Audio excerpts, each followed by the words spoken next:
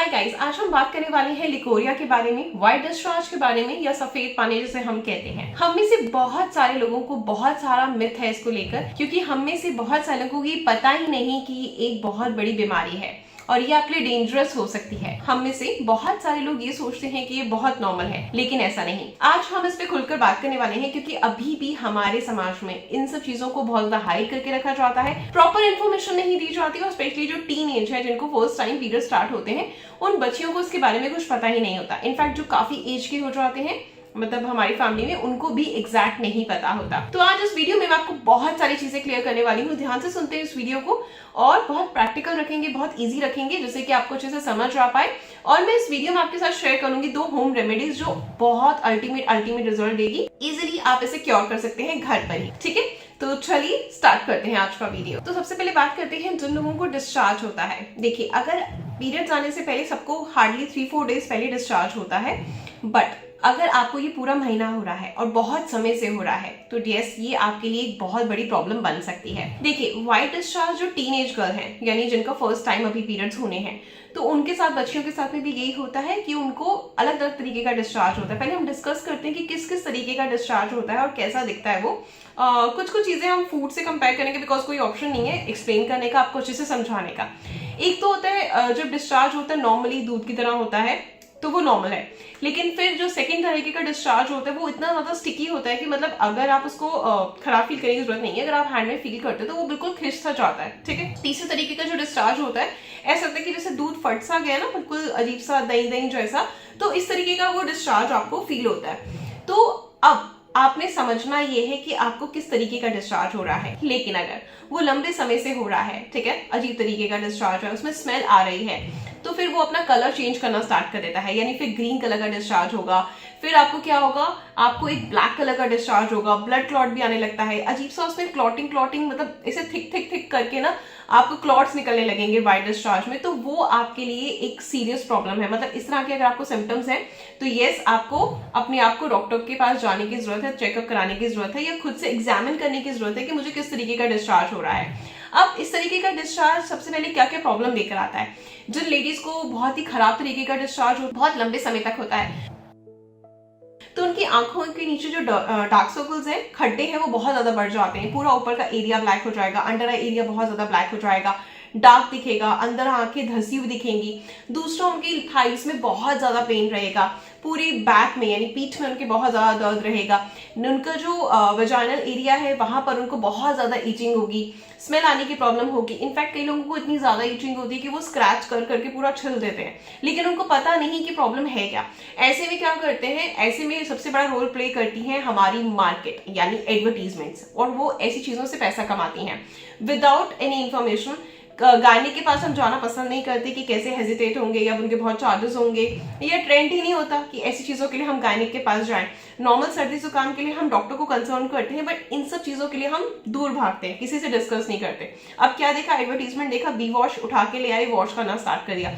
आपको पता है जो नॉर्मल हमारे वेजाइना का पीएच लेवल होता है ना, वो उसको भी खराब कर देता है अगर आप बी वॉश यूज कर रहे हैं। तो सबसे पहले अपने आप को बार बार इन सब चीजों से दूर रखें, ठीक है, और इस तरह की चीजें यूज करना बंद करें।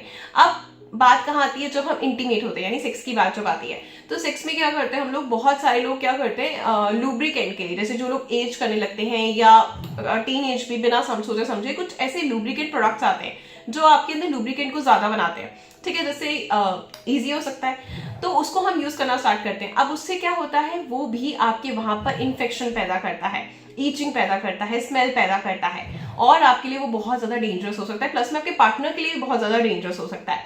तो हम क्या करते हैं, अब हमें ईचिंग हुई, स्मेल प्रॉब्लम हुई, हमने लुब्रिकेंट यूज करा, तो हम क्या करेंगे, केमिस्ट के पास जाएंगे, बताएंगे प्रॉब्लम क्या है, ठीक है, और अपने मेल फ्रेंड को भेजकर या हस्बैंड को भेजकर, तो ये वो कहेंगे ये चीज खा लो, और हम उसको फंगल इन्फेक्शन वाली दवाई खा लेते हैं, 10 डेज में ठीक लगता है, लेकिन दोबारा से वो कम बैक करता है। क्यों कम बैक कर रहा है, क्योंकि हमें पता ही नहीं कि वो सब चीजें क्यों हो रही हैं, क्योंकि हम अपने आप को बहुत ज्यादा केमिकल वाले प्रोडक्ट से वॉश कर रहे हैं। दूसरी चीज, हम इस तरह के लुब्रिकेंट प्रोडक्ट यूज कर रहे हैं। तीसरी चीज, अगर हम बहुत ज्यादा कॉन्ट्रासेप्टिव पिल्स जो होती हैं वो इस्तेमाल कर रहे हैं, तो उनका भी बहुत लॉन्ग टाइम तक साइड इफेक्ट होता है, हमारे वेजाइना में जाकर वो बहुत ज्यादा साइड इफेक्ट देती है। इंटरनली हमें ईचिंग की प्रॉब्लम होती है, फंगल इन्फेक्शन बढ़ने लगता है, और इस तरह का डिस्चार्ज जो होता है वो स्टार्ट हो जाता है। तो सबसे पहले आपने ये तीनों चीजें अवॉइड करनी है अगर आपने अपने आप को हेल्दी रखना है इंटरनली।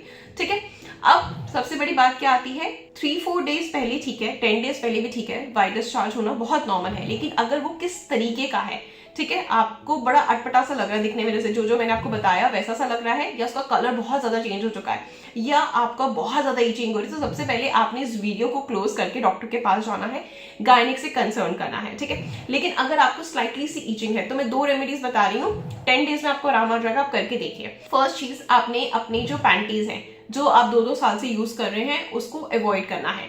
आपने हर 6 मंथ बाद जो है पैंटी को चेंज करना है, और अगर जब आप वॉश करते हैं, वॉश करने के बाद भी आपने सेवलॉन या डिटॉल लेना है और थोड़ी के लिए उसको डिप करना है और धूप में सुखाना है। यस, हम में से बहुत सारी लेडीज को क्या प्रॉब्लम होता है, हम जो अपना पैंटीज होता है वो हम हाइड करके छुपाते हैं, बट ऑब्वियसली कि एकदम ओपनली बहुत अजीब लगता है जो लोग ज्वाइंट फैमिली में या वैसे भी।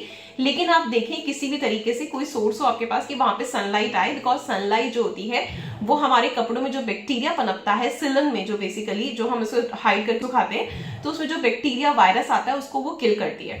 तो धूप लगना अंडरगारमेंट्स को बहुत ज्यादा जरूरी है।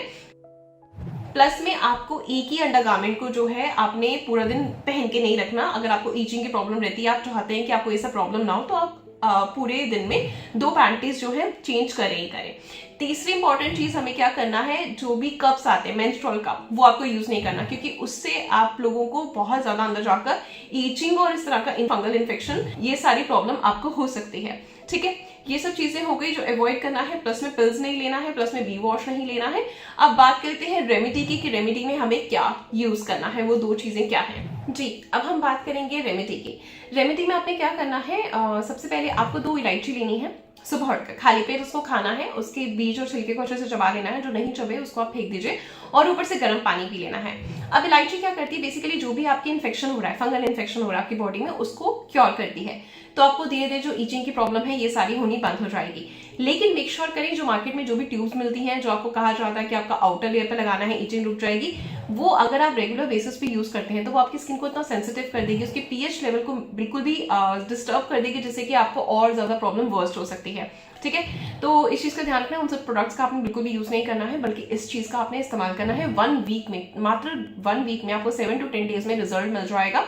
अब बात करते हैं दूसरी रेमेडी की। सेकेंड रेमेडी में हमें क्या करना है, फिटकरी लेनी है। ठीक है, अब फिटकरी लेनी है, अपने कढ़ाई में डाल देना है और उसको भूनना है चूरा करके। ठीक है, अब जब आप उसको भूनने धीरे धीरे भूनते रहेंगे, लो फ्लेम पे, बिल्कुल लो फ्लेम पे, थोड़ा सा टाइम लेगी, तो पहले वो मेल्ट होना स्टार्ट होगी, मेल्ट होने के बाद जो वो जम जाएगी, जमने के बाद क्या करना है, हल्का सा ठंडा करना है और उसको ग्राइंडर में डाल देना है, बिल्कुल पाउडर बन जाएगा उसका। अब उस पाउडर को आपने क्या करना है, शीशी में स्टोर करके रख देना है। ठीक है, अब हमें क्या करना है, हमें रात को और सोने से पहले 2 बार इस चीज को फॉलो करना है। एक मग्गा लेना है, गुनगुना पानी लेना है उसमें, और उसमें आधा चम्मच हमने फिटकरी का पाउडर डाल देना है। देन उसके बाद अच्छे से अपने आप को अंदर से वॉश करना है, जितना भी हम अपने आप को अच्छे से वॉश कर सकते हैं, हैंड जितना बेस्ट हो सकता है उतना अच्छे से वॉश करना है। सुबह शाम दोनों बार ऐसा करें। ये मेरा चैलेंज है कि 1 वीक में मैक्सिमम आपको इतना अच्छा रिजल्ट मिलेगा कि आपकी सारी प्रॉब्लम दूर हो जाएगी। लेकिन जो जो चीजें मैंने आपको बताई हैं वो चीजें आपने अवॉइड करनी है। कुछ बहुत तेज स्मेल वाला, अगर आप परफ्यूम्स वगैरह, अगर आप इस तरीके का डीओ यूज करते हैं तो वो भी अवॉइड करना है। केमिकल वाली कोई भी चीज आपको अपने बॉटम में यूज नहीं करनी है। ठीक है, अगर इस तरह की और वीडियोस देखना चाहते हैं तो प्लीज वीडियो को लाइक और शेयर किया करें। आई होप ये वीडियो आपके लिए काफी ज्यादा हेल्पफुल रही होगी, और ऐसी अच्छी वीडियोस देखने के लिए अपनी ईश्वर को बहुत ज्यादा प्यार देते रहें। Good luck.